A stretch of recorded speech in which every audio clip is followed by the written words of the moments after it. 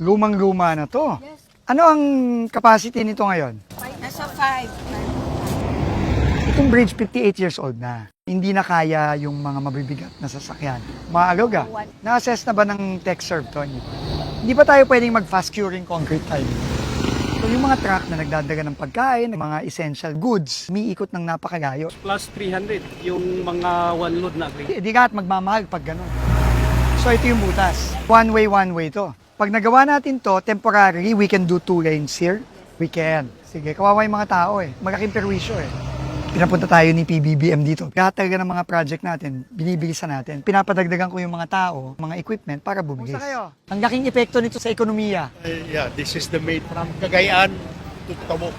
Even yung from Manila, dito yung Dito yung daan. Kasi Hopefully, October, mga ganon, matapos na.